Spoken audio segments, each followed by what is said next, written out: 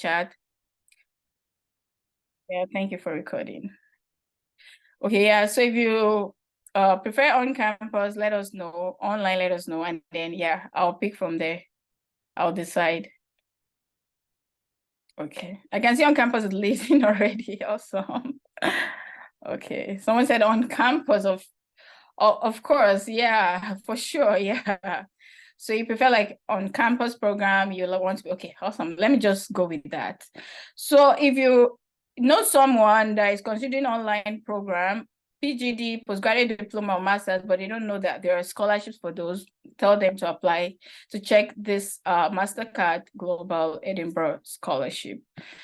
Okay, so the truth about this scholarship is that they are looking to nurture climate leaders, but climate leaders across different fields. So as you've heard, like there are lots of things going on right now, climate change, the whole everyone going green, making sure we keep our environment clean because of the climate change, things that are happening, the ozone layer, the Iceland, well, what is it called? Yeah, the Iceland, the ice have started melting. So many things happening, our oceans, keeping them clean, making sure we don't, our recycle bottles and recycled materials are actually well kept such that we drop them in the recycle bins and then they pick it up and reuse, for reuse and all of that. So a lot of things happening now. And of course, everyone actually has to get educated about our climate, about what is happening to us, because eventually, if the earth eventually experience the climate change at a very high level, is going to impact every one of us. So now this scholarship this year is actually nurturing climate leaders. So are you passionate about your climate? Are you passionate about your environment? Of course, we'll see more as we go through it. So let me know if you can see my screen so well. Would you like me to zoom in or something? Let me know, but I believe this is the best right now. Let me check the chat. Campus online is also working. Okay. Can you all see my screen so well? Please drop a message in the chat. Let me know. Okay, yes. Okay. Awesome. Good to know. Okay, so basically, they want to nurture climate leaders. And this means like you need to work on probably research that would have meaningful impact in addressing the climate crisis. And they're actually looking for these leaders from across sub-Saharan Africa. So if you're from sub-Saharan Africa, if you want to check the list, you can check on Google. I know Nigeria is there, Ghana, Kenya. I would always, most of the time when I go through that list, I'm like, what's up? Sorry, the whole Africa, but actually there are actually a few African countries out of this list, but you want to check this full list. Then I think even when you're going through this application, you will see the full list of those countries as well. So they want to empower young people with the necessary knowledge, skills, and networks that would help you drive sustainability across your countries. The transition process, now we are becoming really sustainable. Like for me now, I can't just drop like a plastic anywhere. I always look for the recycle bin. Like, where's the trash can for recycle materials? I just feel, it feels awkward when I drop it with other trash, like, oh, I should actually drop it where the recycle, because I feel, oh, it's just going to go in there and then they're going to burn it and the plastic won't really burn. And if it finds its way into the ocean, or, like, I just think, but of course, we all need to educate ourselves on climate and what's going on around the world. And of course, there are lots of YouTube videos around this. Even my kids, they get to watch it. And even sometimes they come to me and they educate me, Mom, do you know that this is happening? Do you know that the world is we're about to be in trouble if we don't make sure that we take care of our things, our environment, we talk about Mother Earth. We need to take care of Mother Earth, basically. So let's go into climate leadership program. So, this is the whole economy. Sorry, let me go back. But of course, you can come to this. Yeah, the actual climate leadership program, this is what it's all about, is addressing the climate crisis. You need to be a leader to really do this. So they want to see some leadership skills. We'll get into that. The key skills they need here: entrepreneurial skills, your values and justice for the environment, network. How good are you with networking, building networks, your networking skills? They want to know that, oh, you can actually train yourself you can actually you want to grow in your career, you want to gain knowledge all by yourself, you are very passionate about expanding or like learning new things and all of those things. So those are the key things they want to know. So you can actually come here and read about it, but I will just go back to that page and then look at the program. So it's a 1-year postgraduate program. It is going to be on campus. So for the on-campus program, it's just 1 year. So 1 year master's program, 1 year program, it doesn't cover a PhD. So I know Mastercard especially this one, is mostly for a master's program. So these are the various programs. The truth is, if you look at it, sometimes you'll be like, oh, I don't think I'll fit into any of this. But sometimes you need to look deeper to really know if you would fit in or not. So, sometimes we see all this like, oh, it's development, it's food security. It doesn't actually align with my own program. I always tell people that join, like my clients that join the scholarship coaching program, we have various services: essay reviews, application review, personalized scholarship search. So you don't actually want to look for the scholarship, you just want someone to help you look for it and you apply for yourself.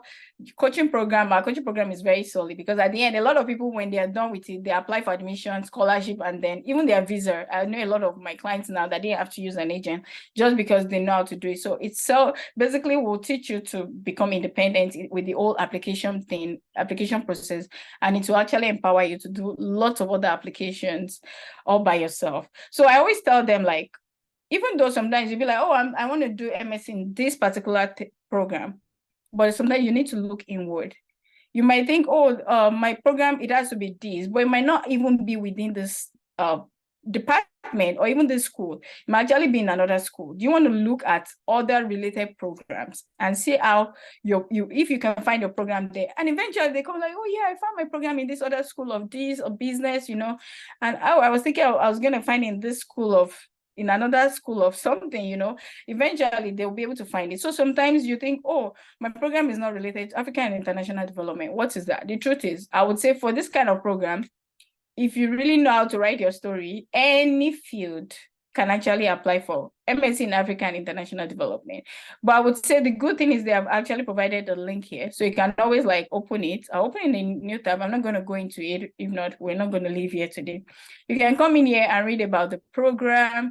What does it entail? What is the career opportunities there for you? Where would you find yourself? What are the requirements of this program? And also for a scholarship, before you apply for a scholarship, you want to be sure that you're eligible for that scholarship. You want to be sure that you have all the documents, and you want to be sure that these are the requirements and actually meet all these requirements. So that's the eligibility criteria. So African International Development, so for example, they've actually shared there, this offers a variety of courses and innovative core building activities that foster the co-creation of interdisciplinary understanding of the dynamics of climate emergency. But if you notice, they are focusing majorly on the net zero transitions across regions of the world. And of course, you're eventually going to tailor it back to Africa, especially knowing that this is for Africans. And of course, Africans are smart, we're brilliant, intelligent, and all of that. So they need your knowledge here to actually come and study. They know that once Africans get to school, like, you're going to focus on that book and you're going to read it so well. So your knowledge, being able to come up with research ideas, probably like contribution to knowledge that would really help drive this whole sustainability transition thing, is what I believe they're looking for here. So African International Development is one program. The other one is food security. This can actually span across different programs: biochemistry, microbiology, food science and technology, a lot, even more. So you want to actually look at the website as well and read through. And then they have sustainable energy systems. So even if you studied engineering and all of those other programs or anything that has to do with the society, even economics. So I know someone that did bioeconomics in their PhD research. You wonder like, oh, bio is like the biotechnology. And this person was actually in the Department of Economics. But the sustainability part is still there, right? So you can't say, oh, because I didn't study engineering, I can't actually apply for this. It could actually look at your field what is that? It's just like people say tech. Tech is in every field. You can actually be in any field and do tech because you just need to identify that the missing thing, that gap in your field that tech would fit into. What is that gap in your field that climate, energy, sustainability will fit into? So this sustainable energy system seems broader to me, if you ask me, than even any other one yet. I think sustainable energy system and African international development, both.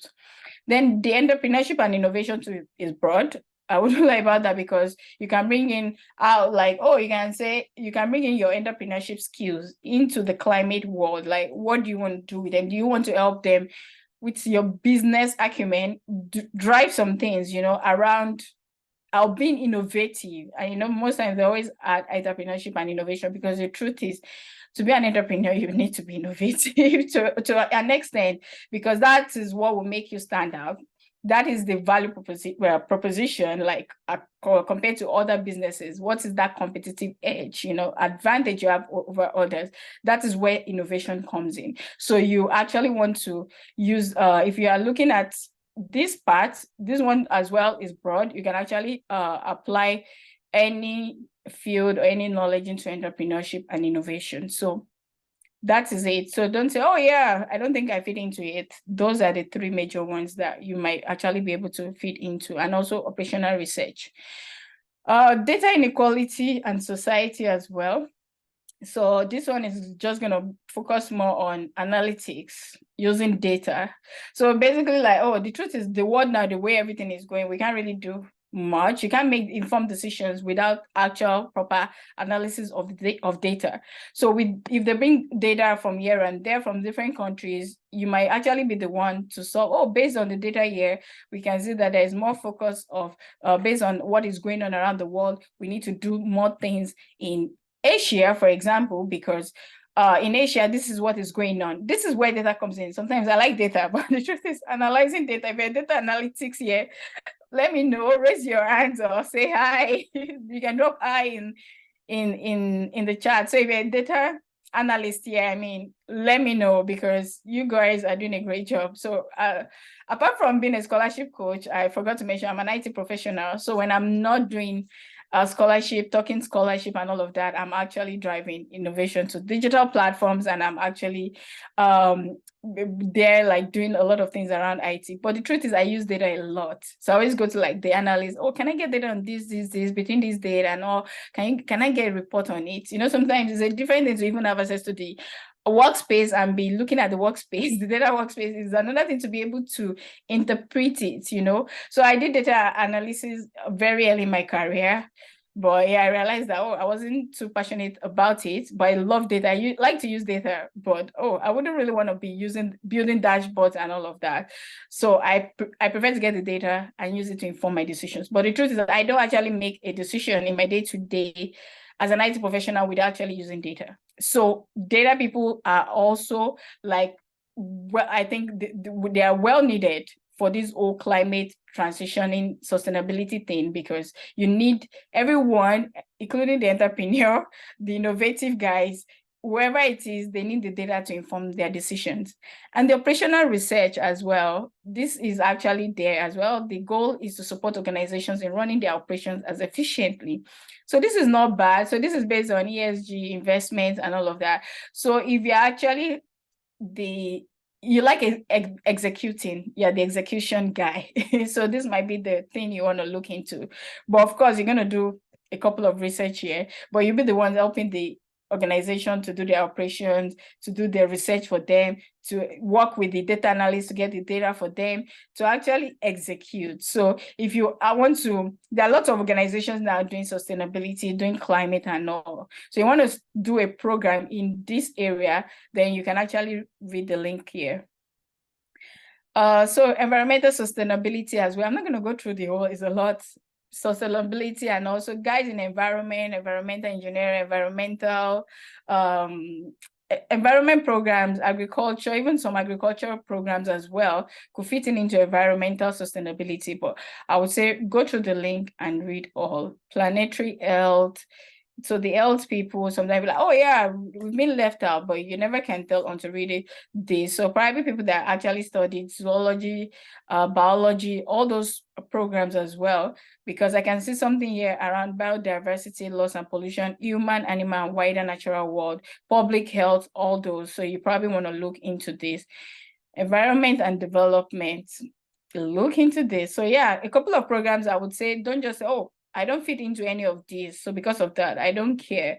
The truth is, you might just later on, years to come, just hear that, oh, someone actually studied a program that is not even related to any of this, but they were able to win that scholarship, this same scholarship, and they've studied maybe MS in operational research. You're wondering why and how, but the truth is they've just been able to figure it out. They were able to identify the need for their program in any of this, and they were able to leverage probably their work experience. So sometimes you have the academic background, sometimes you don't have the experience. So like if you're a fresh graduate, the truth is you don't have any work experience, so you're just going to be applying for this. So the truth is, what would really make your application stand out here is your volunteering experience. So if you've, I know like it's something out there now, but if you don't know, it's good to volunteer. Even if you already have years of work experience, it's still okay to volunteer with volunteering. Doesn't have to be, oh, it has to be with an organization. Volunteering could be even you just volunteering to do something within you environment, because I know that Mastercard Scholarship, if you can see, it's all about climate leaders. They are big on you being a steward for your environment in terms of driving community impact. What impact have you made in your community? Your community doesn't have to be the whole of Lagos State. It could just be your street. Your community doesn't have to be the whole of Ekiti State, or the whole of Ghana. It could just be one street in Ghana, one street in Kenya. What impact have you made in your society? So those are the things this scholarship is so big about. And even when you start writing your essay, your story, you'd realize that those are the things you should focus on, when you're writing your essay, your community impact. What impact have you made? So even most scholarships now, they're so big on that. And those are the things that will make your scholarship application stand out. So I'm going to go into candidate eligibility. But before I go into that, let me know, how is the temperature of this room? How are you all feeling about the Mastercard Scholarship? What do you think? Do you think, oh yes, I can do it? Do you think, oh yes, I understand, I have some knowledge about scholarships now, I have some knowledge about programs now, I'm not just going to like next application or even this one, I won't just think like, oh, I don't qualify or my program is not there? How are you feeling? Please drop a chat. Let me know how you're all feeling about this Mastercard Scholarship program. I'm reading.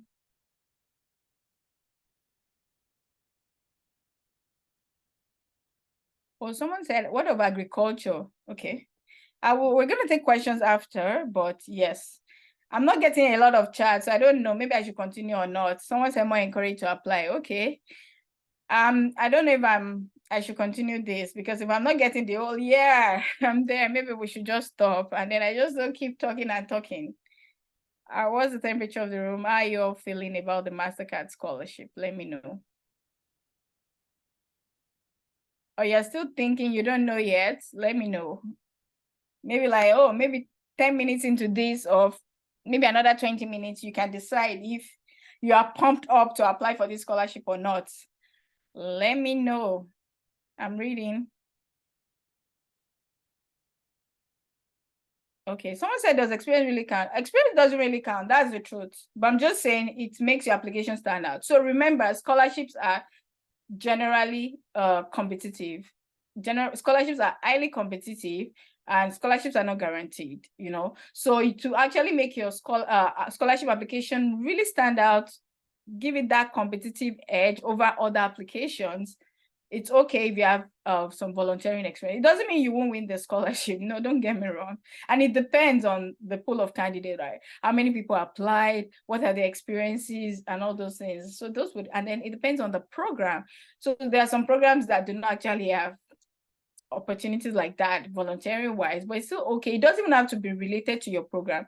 So if you've even volunteered in your religious within your religious network, for example, like maybe as a Christian, you've volunteered for some outreach towards like positive impact in the community, you know, that works. If you volunteered as a Muslim, or depending on your religion, you volunteered as even within your religion community to actually impact people's lives, to do certain things, to do certain projects, that counts. So volunteering does not actually, our experience doesn't have to be volunteering with a particular organization, NGO, and all of that. But if you have that, it's good. And if you don't have any, whatever experience you have, shared. And if you don't have any work experience, whatever story you can tell it. We'll get to the essay part very soon. Okay. So just keep dropping your questions. If you have any questions, we'll come back to that later. Hopefully I can get to questions. That's why I'm just picking them one after the other. Okay, so this is the application timeline. So look at this. It covers full approved tuition, fully funded, basically. Accommodation. So you're just gonna pack your bags and go to the UK. The housing is there, it's going to be covered. You don't have to bother yourself about, oh yeah, I need to pay for my monthly housing and all of that. Your travel, that is the airline ticket, is going to be covered. Living cost stipend. So they're going to give you monthly allowances that you use to buy, pay for your food and everything, you know, buy groceries, transportation, and all of those. So they usually get that based on the economy, what's going on, what's the living cost of that environment. So what's the living cost of Edinburgh, like Scotland itself. So they're going to pay based on that. So, and then study materials. So study materials could be, oh yeah, cost for certain study materials that you might need depending on your program. So those are going to be covered. And then a climate leadership program to inspire and support scholars in making change in their communities and countries. So there's going to be a leadership program that all scholars would have to be a part of. You have to actually do it. It's a prerequisite. So not prerequisite, like it's compulsory. You do it and then it's good. I would say this is good because it's going to be like an extra certificate for you. Why not? And then additional support is offered to scholars with disabilities based on an assessment of needs. So yeah, if you have if you're a person with disability, don't feel discouraged, like, oh, I can't apply for this because how would I get to UK? Or maybe, oh, I don't think I'll be able to cope. So they're going to actually put that into consideration and provide necessary assessment. So once the application is successful, then you can then you can actually get all the support that you need from them. So this is the application timeline. It's open October 23rd. TikTok, time is going. So applicants need to have completed registration to scholarship site and completed the eligibility assessment and declaration. So this is very easy. The eligibility assessment and declaration is just going to be you going into that, the application portal will see you briefly, and then you're just going to declare. They'll do like a brief assessment, where you're from, which country, where do you reside, all those things. And then you're going to declare that, oh yes. And then I think you're going to declare that, oh yeah, I live here, this is why I need a scholarship. I don't have a master's program, I have a master's program. You know, all those things you're going to declare right there in that application. So they're saying this must be done by December 1st, and the other one December 7th. Application would close. So this is the major timeline we're working with. So make sure as much as possible you get your application in, I would say, before the day, because sometimes there are always some kind of network glitch that could happen, and then because of that you won't be able to submit your application, or everything would just last minute. With scholarship application is not the best, trust me. So that I could have postponed this till next week, but I just thought, let me do it now, because anyone that wants to listen in today, they need this knowledge, they need to join, they need to start now. So go after this class, I would say just go ahead and start. Don't even wait any longer. Okay. And then the next will be, there will be interview for those that are going for on-campus programs. Interview shortlisting will be done. And then interviews will start taking place from early to mid-February, and then end of February, on-campus interview outcomes will be announced. So by end of February, you know where you stand, if you want the scholarship or not. So it's just a few months away, like 3 months or 3.5. And then March to August, they start supporting you with your admission. So they always advise, if you actually just want to get this Mastercard scholarship, like you can't go to school without the scholarship. You need it so much. Wait till you get the scholarship before you start applying for admission. And then after this, so by March, they'll support you. So the good thing about UK is the admission application deadlines are actually like farther into like June, July sometimes. But we are going to the US or Canada. Trust me, you don't want to play with this March day. Most applications, scholarships, especially for funding, would have closed. So this works for the UK, March to August, you're still doing admission and immigration processes. That's amazing. And then September 2024, you start your program. That's the timeline. So how do you apply? So this is the link to apply. If you have any questions, they said contact them through this email about it, and then required applicants apply for this scholarship before applying to the university. So it doesn't mean you shouldn't apply to other universities. I would say you can actually apply to other scholarships, other admissions, but this particular university, don't apply to the university before you apply for the scholarship. So apply for the scholarship. When it's successful, then apply to the university. But if you know that, oh, I can pay for myself, or I'll find other means to pay, there are other ways to pay. There are other scholarships out there beyond just Mastercard. Mastercard is not the only scholarship actually to get you to the UK to study for free. So if you're actually considering that, you can join my coaching program, or if you need like a list of personalized scholarship search, we can provide that for you, that you can actually apply to, and it can be specific to the UK. So if UK is like the preference for you in terms of attending a university abroad or studying abroad, or even like for your master's program, we can work with you to actually create that personalized scholarship list. Or you can join the coaching program to actually learn how to apply for any scholarship anywhere in the world, any university. So this is the selection process. Academic merit of the candidate. So yeah, you need to have like a good academic merit. You need to be able to tell your story about being a transformative leader. We'll get to that. So sometimes we like track record as a transformative leader and service within their community. So they want to see this in your resume, and they want to see this in your essay. So if you're wondering, how would they know? Your resume must list out some transformative or services you've done within your community. So that was what I was saying about volunteering, because a lot of people have not really done any transformative stuff through their work experience. The funny thing is your work experience could actually even be that. So it depends on your work. What do you do at work? What is the mission that your organization is driving? Are you a leader there? What are you doing there? What kind of service are you providing? How transformative it is? You can still tell your story around that. So it doesn't even have to be volunteering, actually.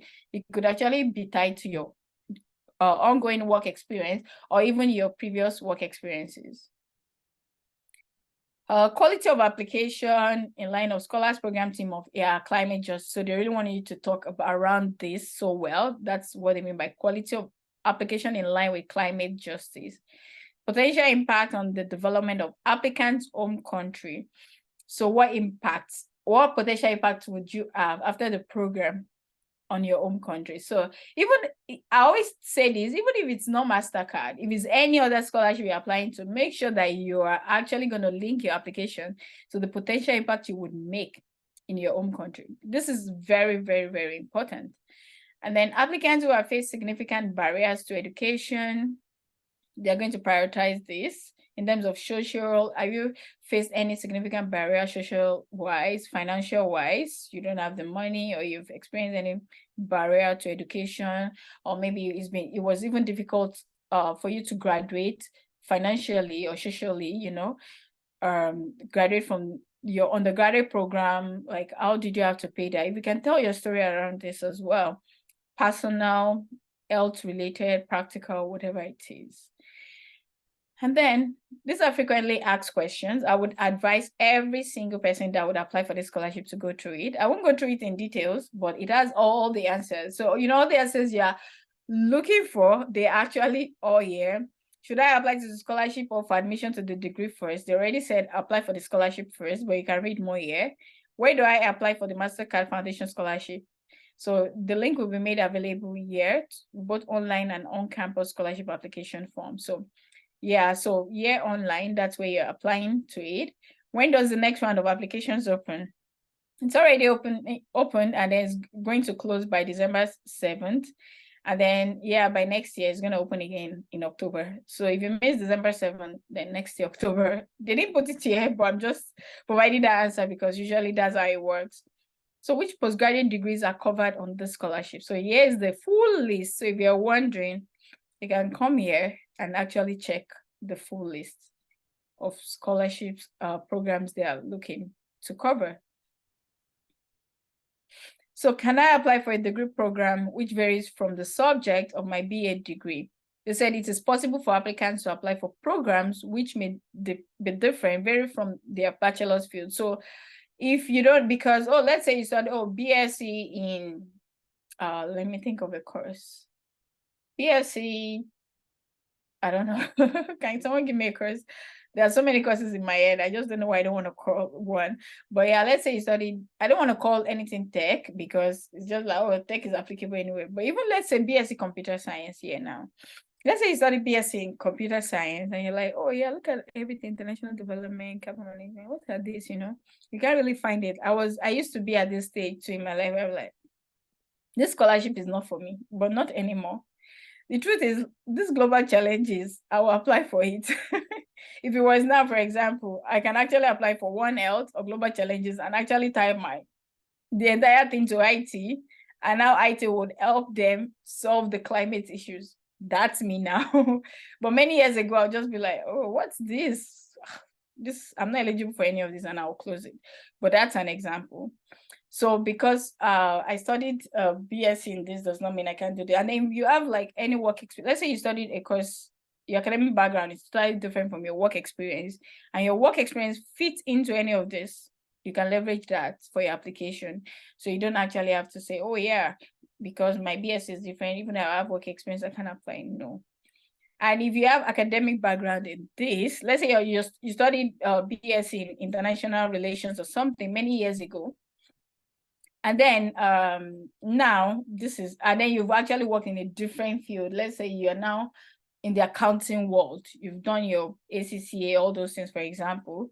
And then you're now thinking, oh yeah, I really want to go back into doing my international stuff. I really enjoyed it. I really want to go back there. You can still leverage your undergraduate academic background, the undergraduate degree. You can use it for this application. You just need to tell your story around why this is important to you now, what you want to drive climate-wise, and all of that. The thing is, you have the underlying foundation, the academic, or probably the experience. So both must actually work out together. So the other one, do I need to identify, can I apply for a degree program? Okay, yeah. Do I need to identify as a woman, refugee, displaced, or as having a disability in order to apply for this? Applicants need not identify. You don't actually need to be any of these. Yes, I think the preference is, you need to be a woman or a refugee or displaced, or you have a disability, but applicants do not have to identify as a woman or a refugee or any of this to be able to apply. So as a man, you're not a refugee, you're not displaced, you don't have disability, you can still apply. How is disability defined here?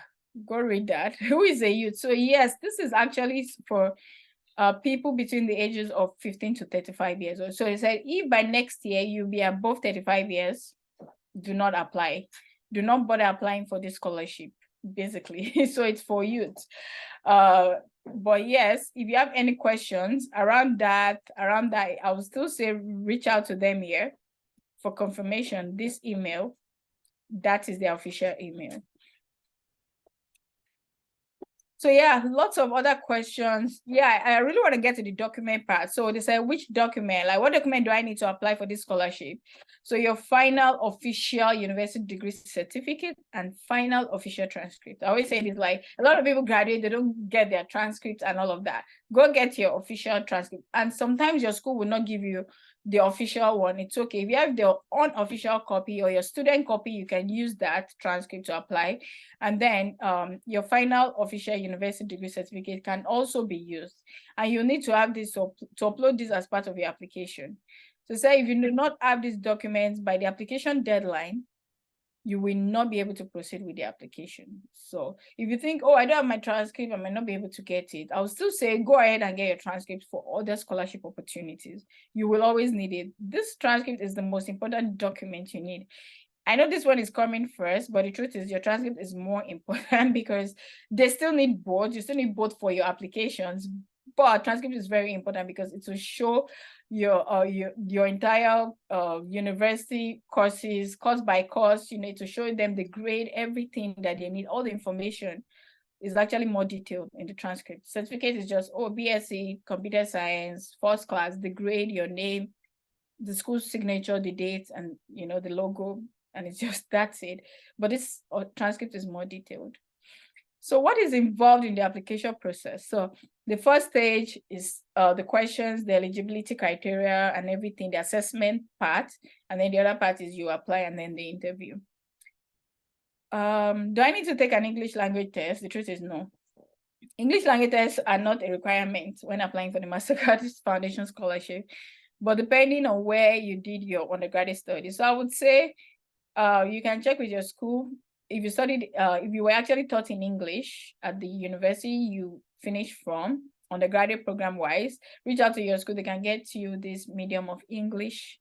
If they're actually asking you, or they said, view the university's postgraduate entry requirements here, but if they ever ask you, you can ask for a waiver. We actually provide a waiver. So if you need a waiver, you can reach out to us at the scholarship with a waiver template that you can use, or you can actually get the medium of English certificate or like document from your school. They will actually state that you were taught in English and all of that. So I think those are the most important questions. There are a couple of other questions. I'm not going to go into that because I think I have like 20 more minutes to talk. I'll go into the essay part. So if you have any questions, just come to this FAQ and it will answer it. And if it doesn't answer it, go to this email here. mcfsp@ed.ac.uk. This is the official website for this scholarship. So I'm now going to go into the application process actually. So the truth is, let me go back here. So to actually apply from here, all you have to do is click on apply for a postgraduate scholarship. So if you click on it, oh, I'm already registered. I'm going to log out. It will give you the option to log in or to register. So if you're new, you want to click register, and then you're just going to put in your details, your name, first name, last name, your email, your password, and you confirm it. And if you already have, like I created a dummy one. So if you already have one, you just click on login. Or if you want to, if you can't finish it once and you want to come back to it, you click on login and then you come back in here and then login. So it will ask for your email and your password. So the first thing that's actually going to bring out application wise, let me go to my applications. Now 1 second.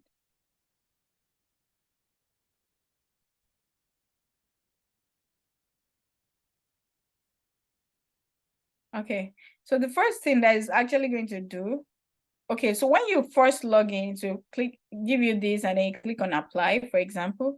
Okay, but because I didn't log in here, so I think I've already logged in here. So, okay, I think because I already started the dummy, it's going to bring out the, let me see if it's here, see my application. Okay, yes, awesome. These are the first two tags you would see before the actual application tag. So the first one is postgraduate application declaration. So this is the declaration where you would declare and provide, oh, I confirm that I read this. You have to read this first, and then you click on yes if you actually meet those requirements. I confirm that I've read and understood the minimum entry requirements to the university and all of that. So before you apply for this scholarship, I would say, go to that actual program you're going to apply, check their requirements, make sure you meet the requirements. There might be other things you just never can tell. Once you confirm that you'll meet it, you can do this within a day. You proceed to the Mastercard Scholarship and then you come and apply. Then you can actually click on yes for this. I confirm that I graduated from my undergraduate studies by December 7 days. I confirm I'm a citizen of a sub-Saharan African country. You're just going to read this and then yes, and then it says I'll be 35 years old or under on the 1st of September 2024. So if it's going to be no, then this is no. It's okay. Don't be discouraged. There are so many other scholarships you can apply for. Reach out to me at thescholarshipwiz@gmail.com or to my team on the scholarship @thescholarshipwiz on Instagram. And then, yeah, we can take it from there in terms of other scholarships you might be eligible for, and even coaching on how to find so many other scholarships and apply for them and make your application stand out. So the truth is, it's a thing to apply to scholarships. It's another thing to make an outstanding application. So you can actually apply, but is that application outstanding? Would it actually make you win that scholarship? So it's not just, in as much as it's a numbers game, sometimes you need to apply to as many scholarships. Don't just apply to one. But I know people that actually apply to one, they put in this, so they're all, if there's anything like that, they put in so much, they write the essays so well, their essays are so strong, they get a professional review, they reach out to people to help them review their essays, and then they submit, and eventually they win. Some people don't do it, they just know how to figure it out. They're good with writing essays. If you're good with writing essays, or your writing skills is actually very high up there, you can actually do your application by yourself. But just know that it's beyond just submitting applications. That was what I meant. And then the other one is the eligibility assessment, which will be done as well. This is where you provide like date of birth. Of course, this is where they're going to use the 35 years old to actually, this is not my age, but this is just dummy. I'm not going to submit this. This is your nationality. What is your nationality? Are you a national of any other country? Countries and all of that. Where's your current country of residence? I live in Canada, so I put Canada. How long have you resided in less than 1 year? That's not true for me, but it was just me. So it was like a drop down, and then I just chose. For what purpose did you move to this country? I moved for employment. Well, did I move for employment? No. But yeah, I'm working here, so it's still okay to say that. And then what's your degree? I put BSc Computer Science, University of Ilorin, yes. Date of award, no. I graduated many years ago. So this is not true. And then what is the type of qualification that I have? Let's say you have bachelor's degree or another master's, everything, the grading scale, 5-point scale for Nigeria. This is the grades achieved. Did you get like a very high 2-1, or like a first class, which will be 4.5 and above and all of that? Which program do I want to apply for? Where did I find them? I put Instagram. So that's just the assessment. So to the main application, when you're done with this, then it would not show you all of this until you fill out this declaration, submit. Then when you're done, then it will show you all these other 3 links, and then you click on, you can start with anyone actually. So for example, you can come here and fill out your application here. I won't be filling it out. So if you have applied to the university, what's your UUN number? If you've not applied, it's okay. So most times when you apply to university, they'll give you like a unique number. So even if you go for 10 years and you come back, that UUN is still gonna be your number based on your name, your email address, and your date of birth. So you can put it there. If you've applied to any of the programs, it could be a different program. You can put it here. If you have an offer status, maybe you've actually gotten the admission, you can put it here and all of that. So this is just like, a few questions to answer, but it's not, they are compulsory. Do you have disability, everything, but these are things you can answer all by yourself. So provide a list of academic documents you have uploaded along with this application. So that is going to relate to what you upload here in the second one here, upload supporting documents. So I'm going to go there now and just show you. So you just attach files, and you can attach as much as possible. And then if you want to see the accepted format, just click on accepted format, PDF, doc, PPTX, everything. These are the things, the Excel, Word document. But I always say, make sure your document is in PDF format, especially if you're uploading anything that is on doc. Sometimes if they open it on their end, depending on the layout of their Word, Google Doc, or like Word document, it could just scatter everything you have. So I always say convert to PDF before you submit. So you want to actually upload everything here. So based on everything you've uploaded here, you're going to come to this application and then fill it out. List out 1, my degree certificate, 2, if you have PGD certificate, you can put a 3, transcript, you know. So it depends on the program you're applying for. What degree program are you applying for? So this is the drop down. So many: social justice, operational research, planetary health, you know, all those. So this is referee details. So if you I think they're just looking for one referee here, which is good. So if you're shortlisted for an interview, we'll ask this person to provide a reference. So they just need you to put their name here. So you don't actually need to actually tell them to submit anything yet. But I would say let the referee know in advance, because I don't know if you might be able to change it, because if the person is not available when they contact the person, just let the person know that they'll contact them. And if you're being shortlisted for an interview, sometimes in, I think it's February, right? That's when early to mid February, just give them a heads up. And then before you actually choose someone as a referee, have a discussion with them, let them know that you need a recommendation letter from them for this application. And also it has to be a teacher or your employer, so it could be anyone, someone who knows you for at least a year in an educational or professional capacity. I think that's fair, right? But it cannot be a family member or a friend, of course, because of the bias, right? Even for me, I don't think so. So I would say don't use your dad or your mom or your aunt or your uncle. Get someone that actually knows you, can speak to your academic abilities at school or at work, that can speak to your skill set and every other thing, your work ethics and the things you drive your goals. So they can fill this out for you. But you just fill out their details here, their email address, everything, the relationship, teacher or employer, supervisor at work, you know, all those is manager, director, whatever it is they are to you, you put it there. So this is the essay part. It's so long and it's just 250 words. And trust me, you can't go beyond 250 words. I always say that once they say maximum word limits, and I'm sure like if you even put everything here, it might not even allow you to submit, but it's just 1, 2, 3, 4, 5 essays, 250 words each. So this is where the actual story begins. But before I go into this, I would go into equal opportunities form. So this is just to really know your status. Are you female, male, all those things. So what's your ethnicity, Black, and all those things, Black or Black, British, African, you know.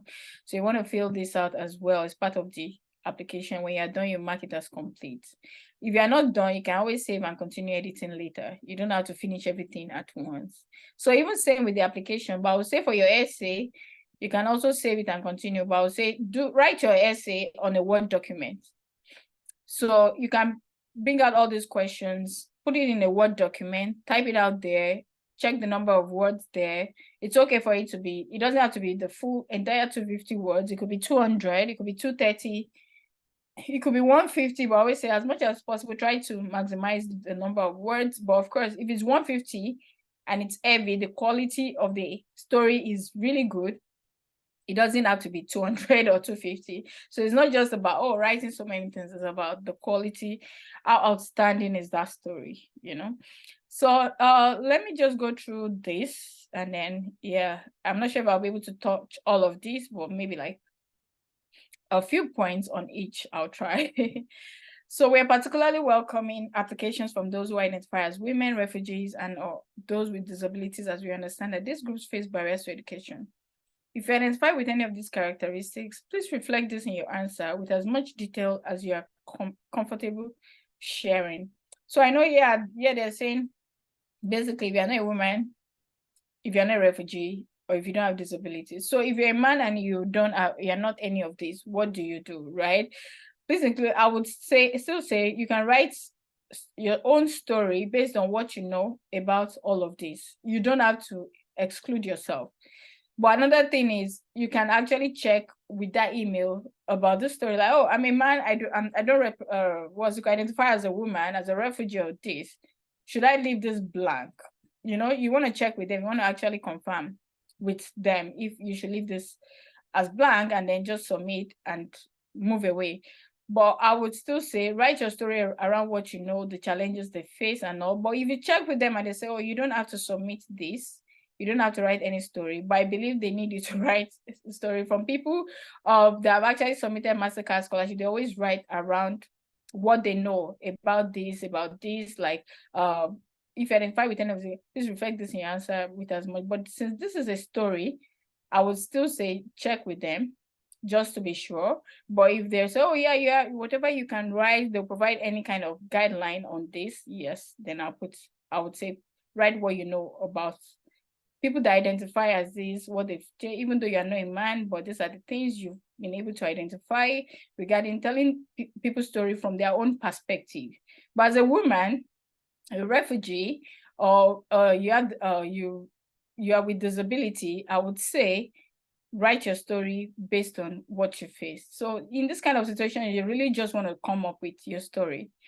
I've seen so many stories. Trust me, I review essays, a lot of essays. Some are actually touching that. Even after everything, I reach out to them, like, you have this client you've been talking to, and then they just write their essay. You're just like, is this real? You really went through this, So write your story. Don't be shy to put in some details, like some stories about you. Some would go back as far back as when they were little, what they've experienced as a woman, the barriers they face to education. And this has to do with education.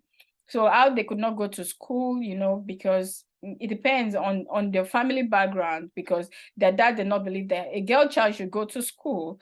So the barriers they face, how they were able to navigate that. And also you want to actually tell your story from your art if you've experienced that. And if you did not experience that, you don't have to lie. No, don't lie like, oh yeah, I experienced this and all of that from a story. No, you can actually just write your story like, oh, I did not face this, but based on what I've seen, these are the things. You can still write your story around what other people around you have faced. What are the things, it could even be like someone with disability, someone that you were close to. It could be a refugee. You can just write like, oh, I don't identify as a woman, but of course in this society, these are the things and all of that. You can write your story to reflect that it's not you. And then this potential benefits. So we aim to award Mastercard Foundation scholarships to individuals who will benefit most from the opportunity. How would being a Mastercard Foundation scholar at Edinburgh support your development, personally and professionally? Basically, all they're asking is, what are your goals?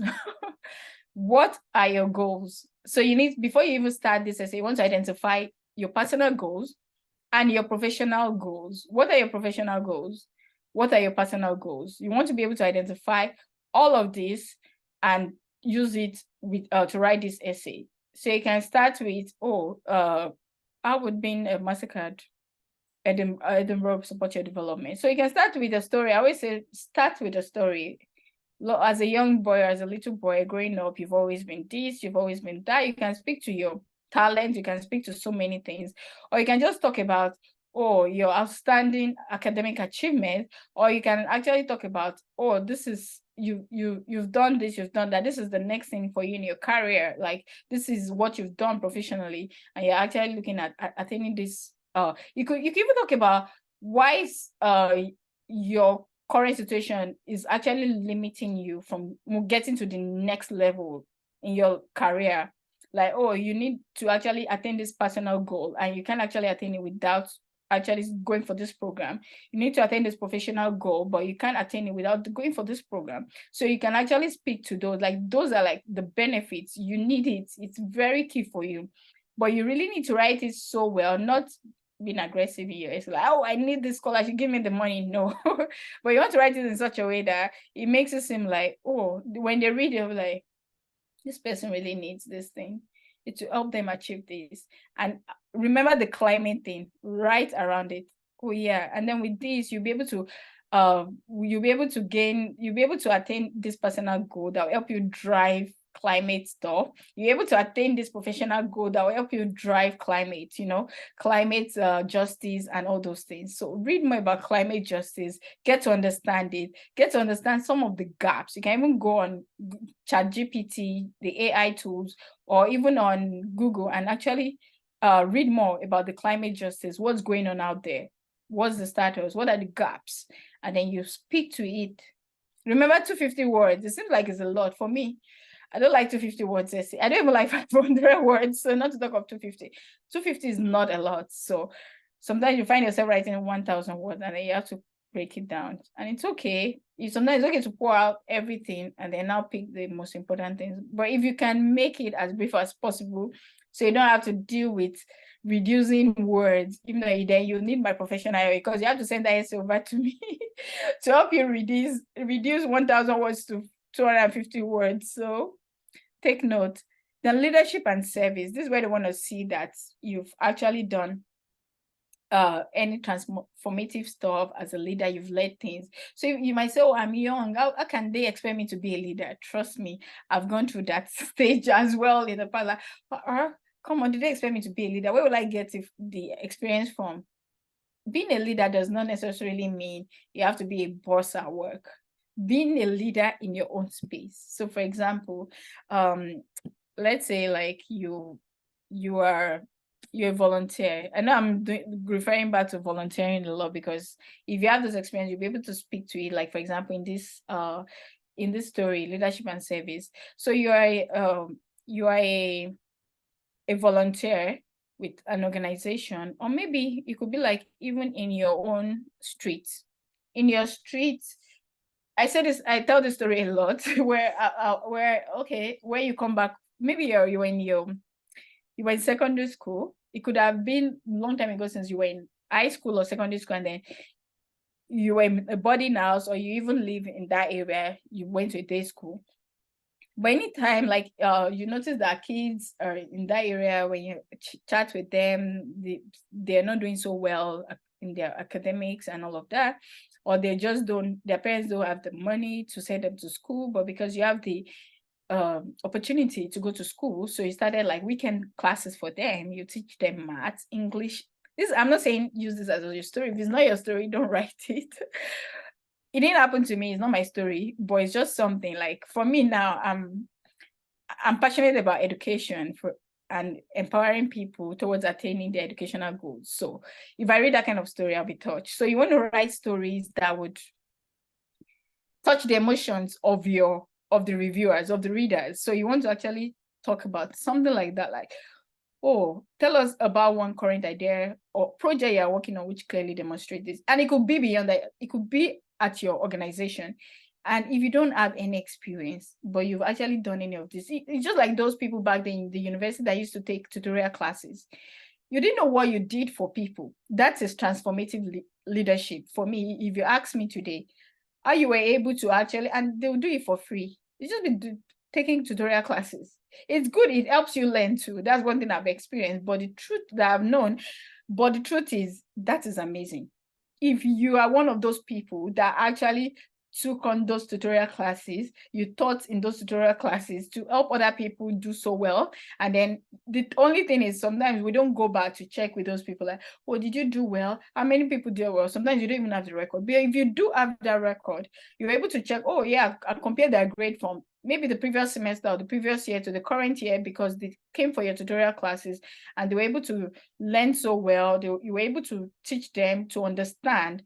Sometimes the classes go so fast in the actual classes with professors, or there are so many people, you even hear what the professor is saying and all of that. I don't know about university now, but when I was in the university, I experienced some of those in the early 2000s. Trust me, it was sometimes you get to some classes, you can't even hear anything. You're just there, like attendance, attendance sake, but you didn't get anything from that class. So if there's a tutorial class I want to attend, especially there are some people that always sit in front. They get to class so early, they'll sit in front and they know the stuff, they'll teach other people. So if you did that, amazing, share your story. Your story could go beyond this. It could even be within your family. It could be a project. It could be an idea at work. It could be that you actually came up with an idea to help with a certain process in your organization. It could be so little, but it transformed so many things. Like it increased number of attendance, something by 45%. Tell your story. Share the records as well. So for this, I would say, use the STAR approach. STAR approach is was the situation. The situation is that, people in my two kids in my area were not going to school. They would, during the week when other kids go to school, they have to go and work. So sell things for their parents, you can even tell the story in such a way that it's descriptive, They had to put the bowls on their head to go and sell oranges. They're little kids, 4 to 5 years old. just an example. And then you would tell your story and then just thought, no, this shouldn't keep happening. And then you started a weekend class for them and all of that. And maybe eventually you were even able to help them finally get to school. If it happened or if it didn't happen, the knowledge helped them to do this. It's always good to use STAR approach for this question, because what was the situation? What was the task that needed to be done? Define the task. What was the action you took? You started teaching them, taking them weekend classes. What was the result? Maybe at the end of the day, these kids became so smart. They registered for this. It's not like the people that do chess in slums. I don't know if you've seen those Instagram pages. They take chess game to the slum and they teach these kids how to play chess and all of that. Eventually, some of these kids actually go for international chess competitions and all. That's amazing, right? So if you ever did any of those, you want to write your story, but let me not limit you to just your street or your community, your organization. If you have actual work experience, there was an idea you came up with. Maybe they didn't have a database system. There was sensitive information. People used to use flash drives to transfer information, but you were able to come up with an idea of a database management system. You didn't build it, but you led that project. Or it could even be like events around for women, because you notice that, oh, women, this, it could be like for the Women Month or something. You were able to lead a Women Month, an inclusive event, for example, diversity and inclusion, right? That it brought everyone together at work to share about their culture and all of that, to wear the attire. So many ideas. It goes on and on. So, but you get it, right? STAR approach. You can Google STAR approach. S is for situation, T is for task, A is for action, and R is for result. The STAR approach is good if you can use it. So I'm just going to put it here. Situation, task. When they ask you, tell me a time, tell me this, I always use the STAR approach. And then the last one, is it the last? Oh, I thought it was the last one. Community. So we believe that transformative change happens not through individual talent alone, but when we build effective communities and teams. We contribute best to communities when we are aware of our identity, strengths, and weakness. If we're selected to the Scholars Program, what qualities would you bring to your community? Is there anything you find difficult about being in groups or would like to improve upon? So yeah, basically, yes, just to really focus more on your skills and all of that. Identify, oh, based on my skills and all of that, based on my strength, if I'm selected for this program and I'm able to learn this, I'll take this knowledge back to my community through advocacy program, because I like to advocate for things. I've done this outreach, I've led this, I've led that. So you can speak to that. I'm going to take this, and you can even state how you're going to do it. Like, oh, I'm going to go from the smallest community, take it to the next level. I'm going to pick a state, take it to the next level, maybe from the local government to the bigger thing, what's it called, to a particular city, the entire city, take it to the entire state, maybe the capital of the state, and then the state, and then get more people, volunteers to continue the work, and then you move to another state by state, or you get volunteers and do it simultaneously. Just share your idea. How do you plan to do it? What exactly are you going to do? Very important. Identify what you would do. Identify your strengths, how you would use it. Do you have great networking skills that will make you get people on board? Do you have great interpersonal skills that will help you work with people? You need to identify. Then what is that weakness? What is that one thing you need to improve upon that you need? It could be that that one thing could be, oh, you don't know how to say no. So many steps might start bringing you, dragging, and that could actually make you lose focus. But coming to this program, you'll be able to learn how to be assertive and all those things. I'm just saying that I don't know if no is really a very good one, but it's just like an example, right? So the other one could be, oh, I have this weakness, like in terms of this particular skills. I don't really know how to, I would not be able to identify which state to start from, maybe data wise. So based on this program, or if you're going for the data program, like I'll use the data analytics program, or I would study the data analytics program, use my data analytics skills to identify the states that I should start from based on their level of community support, based on this, based on that, all of that. And if your major challenge, your major weakness is networking, you don't know how to network, you can actually use that. But I would not say don't use that for this kind of scholarship, because they are really looking at your networking skills and leadership. Those are very key for this. So you probably just identify any other weakness. It might just be there. Identify it, state it out first, what you plan to do and how you plan to do it. And then you use it for this community. Then this last one is climate leadership. So it's more on addressing the climate crisis. So our program is dedicated to nurturing a community of talented, entrepreneurial, and compassionate leaders from across Africa.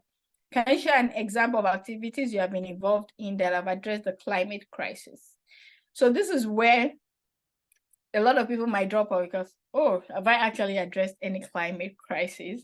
So this is where volunteering is good, right? I know I've said this, but it could just be any other thing.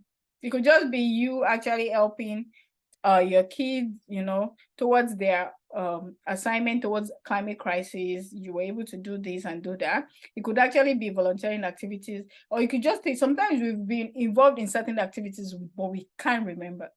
Take your time, take it slowly at this point. Think, and think. Read more about climate. Read more about how people are addressing it.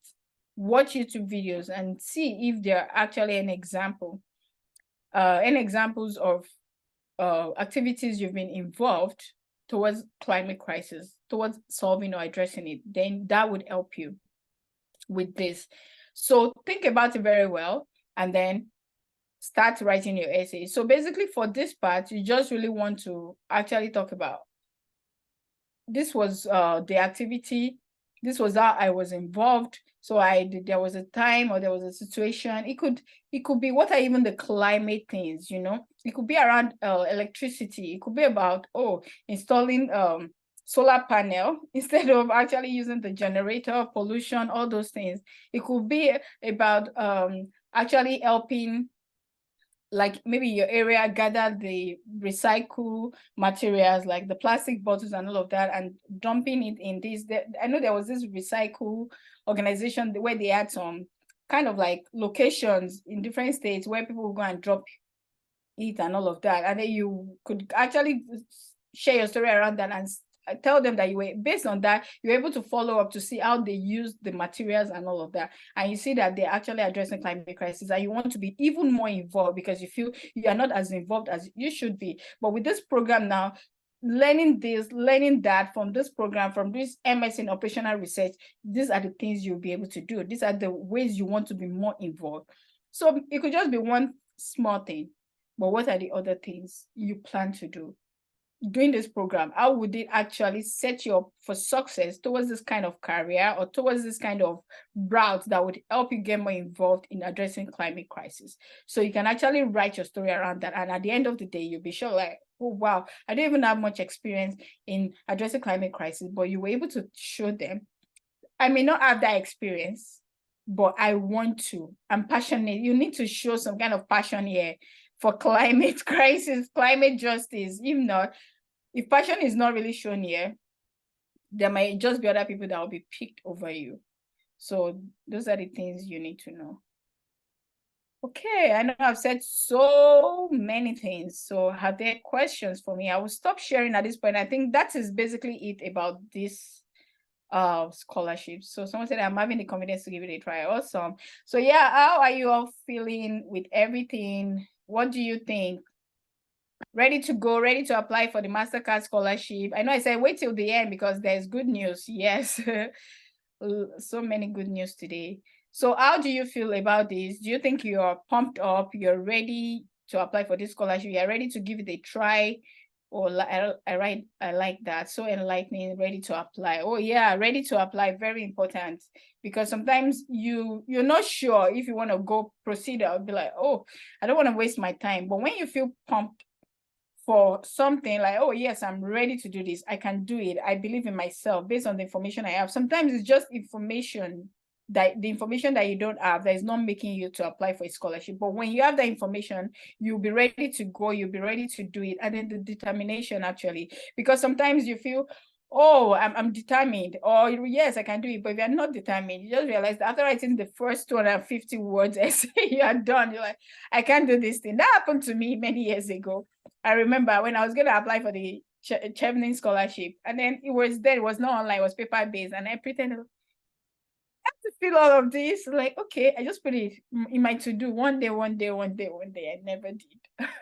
But of course, later on, I applied for other scholarships. But so I've been there. I know it. I understand it. It's what I've experienced. And yes, thank you all so much for joining today. So before we go, I know I said wait for the good news. So the scholarship is actually having Black Friday deals coming up. It's going to be 50% off all our services. So if you have been eyeing a particular service, oh, I want this coaching, I can't afford it, you're going to get 50% discount. And then I have a book, Postgraduate Study at Zero Cost. It's actually how much? Like 15,000 naira, which is less than $30 or thereabout. So you're going to get 50% off that. So instead of the 15K now, you're going to get it for 7.5.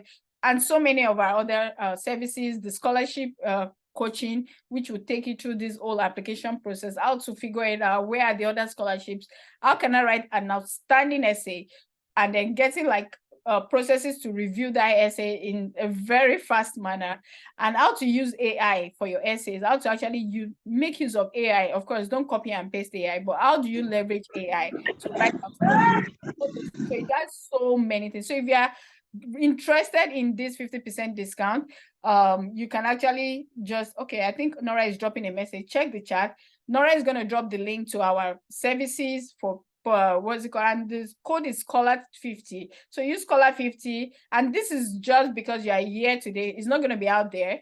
We're going to be having Black Friday deals, but it's not going to be at 50%, trust me. So this is going to be 50%, and you can actually use this code between now and Tuesday. So if you're able to use this code, you're going to get 50% off on our next coaching, which is starting early December, and essay review service, everything you want. If you need this essay reviewed for you, but of course, you need 2 weeks. So you can actually pay for this today or maybe before Tuesday, and then get your essay reviewed before December 7th. But you need to give us your essay 2 weeks before the application deadline. So I always say write a draft, or once you pay, we can actually give you like, what's it called, like a template that you can use to create your own essay, and then you send it back to us for review. So use the link, use everything, and yes, basically you're going to enjoy all of these discounts from the Black Friday sale, which is happening right now, right here today. And by Tuesday, if you've not grabbed it, the price is going to change. It's not going to be at 50%. It's going to be higher. So not 50%. We're not going to do 50%. It's just going to be back to like maybe 30% or something. So yeah, that is it for today. And for people that have questions, I'm going to just pick a few questions. Okay, 2:38 p.m. here for me. I know it's already late in Nigeria, but I'm just going to go back up and pick those questions and address them. Okay, one after the other. But let me know. I know a lot of people have dropped out. They feel too educative with what you have said so far. I can give it a try. I'm so happy for this women. Thank you. Okay, awesome. I see great comments here. Thank you all too for joining. Of course, happy to help you further with your application as you navigate it. Reach out to my team, the scholarshipwiz@gmail.com, or reach out to us on DM. And if you're in that group chat, you can always ask questions. The masterclass group chat on WhatsApp, you can always reach out to us there as well. Okay, awesome. So I'm just looking for the questions. I had to go back up. If I'm not a climate leader prior to this time, how do I start to get in? I think I addressed that already. I believe I already addressed that. Like, if you're not a climate leader prior to this time, you can still talk about your passion for climate justice and what you hope to do, but you can't do it because you don't feel empowered yet. But with the program, you believe you're going to get the right empowerment you need to actually address climate issues in your community and around the world. So, oh, someone said, what about Somalia here? Yes, I would say check the list of those countries. So when you start the assessment, in the actual application is there, but check Sub-Saharan Africa, check for countries that are actually under Sub-Saharan Africa, and then you confirm if Somalia is there. And thank you for joining from Somalia. Thank you. Ma, they want to know, good evening, Ma. What of agriculture? Oh, agriculture. I think from everything I've said, if you actually looking at environmental, the environmental program, agriculture is covered there. So maybe this was when, is what about agric education? Yes, education. Agric needs, okay. My dad was a professor of bio technology. So he did a lot of stuff in medical biotechnology, agricultural biotechnology, and a lot of stuff under the sustainability aspect of this. So do you want to be like that advocate in agricultural biotechnology, the environment aspect of it, how it could help us, the sustainability aspect of it, education? So if you are still on this called Momo Sonny, then yes, you can actually use that, or you can reach out to me. You can send an email to me. We can discuss this. I'm learning data analysis, man. We can. Oh yeah. Oh, this is Elizabeth. Yeah, let's connect, Elizabeth. Happy to connect with you and talk more about data analysis. Okay, I'm just saying it's eye-opening, more encouraged to apply. I'm interested. It's going well. Learning bit by bit. Okay, awesome. Someone said, I'm particularly interested in the entrepreneurship and innovation program. Trust me, if I have to go back for another master's, I'll most likely be applying for the MSc entrepreneurship and innovation. I did my master's in advanced computer science and information technology management, but my PhD was in technology management, but I focused on innovation, process and product innovation, ICT process and product innovation. So if I have to go now, I'm looking at the entrepreneurship part, trust me. I'm having the confidence to give it a try. Awesome. I want to know the candidate eligibility because I know the course I want to read and I have read more about the program, but getting the scholarship is the problem. So once you know your course and you're able to write, I think the most, if you saw the application, right? Straightforward. The only thing there is that essay. If you're able to write your, and then let me give you like a major tip for essay. You know your story, right? Nobody can write your story like you. That's the truth about life. Nobody, even your mom, your dad, your siblings, they've not, there are some places you've been to that they've not been there. There are some rooms you've been in that they've not been opportune to be there, or maybe for some reason they were just not there at that moment. So like when you went to the university, they were not in the classroom with you. You've done so many other activities, right, that they were not present. So you only can tell your story. So I would say start a book, like maybe a Word document. Start writing your story. Your story could start from when you were in elementary school, from when you can remember being you. What were your achievements? What were the things? What were the things that actually stood out for you? If you are focusing on climate-wise, if you are focusing on any other thing. I remember one of my clients that started our own essay by writing up NEPA. So if you're in Nigeria, you know what up NEPA means. Even when she sent it to me, I was shocked, like, up NEPA. But trust me, she got admission into 2 top schools, UCL, University College London, and University of British Columbia. She started with UpNEPA. She's there right now. She's doing a program too on clean energy, climate, you know, all this sustainability thing, right? She started with UpNEPA, and how that actually made her study electrical engineering, how she eventually got into doing solar energy installation, this solar system and all of that. And now the way our company was actually installing it across different hospitals in northern Nigeria to actually reduce mortality rates, you know, infants, death rates, and all those things. See how she started the UpNEPA, like that was, she said that was like the buzzword, like when she was little, like everybody would shout UpNEPA when NEPA brings light. I think she used NEPA or something. Yeah, NEPA. So you can tell your story any way you want. You can tell your story because it's you. So you start by documenting, just start writing out your story. Were you like the best? You know, there were some people back then when we were in elementary school, they'll collect all the prizes, best in mathematics, best in this, best in that. If you were that person, what are you still waiting for? Write your story along that line as well. How you actually stand out and all. I'm just saying you will still need it for your statement of purpose. So start writing everything out. And then as you keep writing, have this climate thing in mind and note it down. Note it down one after the other. And when you're done, then start writing this essay. It will not become like that document that has like full of all the information about you, and you can pull in out information like that you need. And if you move in onto another scholarship application and you find that as well, you find there might be a different question. You know, you have that document of your information of your achievement, of your journey, you can just go and get more information from it. So I think that would really help a lot. Someone says, still haven't gotten to the most important topic, so my fingers are still crossed. Okay, so Blessing, I don't know if you're still here. I know you said your fingers were crossed earlier. How do you feel now? Are you encouraged? Good evening. My question is, what if you haven't done anything in your community? What happens? If you haven't done anything in your community, have you done any other thing?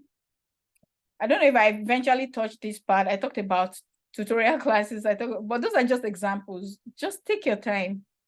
Calm down. I might not have shared your own experience today just because I can't relate to it, or just because I don't know it.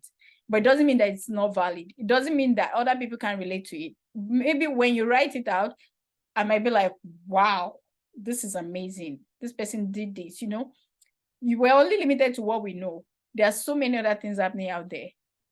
That's why perspective comes in, right? A lot of people will say things, but definitely they have opinions based on their own perspective. Mine is different from yours. What have you done? What makes you stand out? How have you helped people? How have you helped your community? How have you helped people around you? How are you helping people right now? What are you doing at your current workplace? How is it helping the community? How is it driving? Like, for example, if I have to talk about, like, I worked in the space industry for many years. If I have to talk about, space, you'd be like, space, I'm helping space. No, I can write my story to how that space have actually helped people in the world today. The internet connectivity, so many things, how it's even helping to limit some things, copper and all those things in the world today. I could go all out, trust me. So even though that's my work experience, wasn't a volunteering experience, but I still can write about its impact in the community. So sometimes your experience doesn't have to relate to a particular thing, like, oh yeah, it impacted people directly. It could be broader, and that's fine. Write towards it, write towards how it's helping, write towards how it's helped with even the climate. Like, for example, this climate change, I'll just use the data from satellite, how it's helping us to know what's coming, blah, blah, blah. Write it so well. But yeah, I'm not doing another master's again. Maybe later, let's see. Never say never. Someone said, do we need papers to support or previous experiences? I don't know what this means. Do we need papers? Do you mean publications? I don't know. If I'm currently in my last year for undergraduate, am I eligible to apply? Yes, I think they put something there that you must be a graduate by a particular time date. So go and check that website. Let me see if I can just share the website here on this link for people that can grab it. Just check the website and just grab it there. 1 second. Let me just share it. So yeah, just go there, read the entire FAQ, and you see it. You'll be able to get all the information that you need. So for those that are interested in the 50% discount going on today till Tuesday, let us know. Looking forward to working with you personally. Trust me, I don't just work with my clients. Most of my clients end up becoming my friends. So because I'm going to push you to get what you have to do, get it done, because you can't actually just come to my coaching and you end up not doing anything. I know sometimes I will try my best to push you, but of course you have to be ready to be pushed. Some people are not ready to.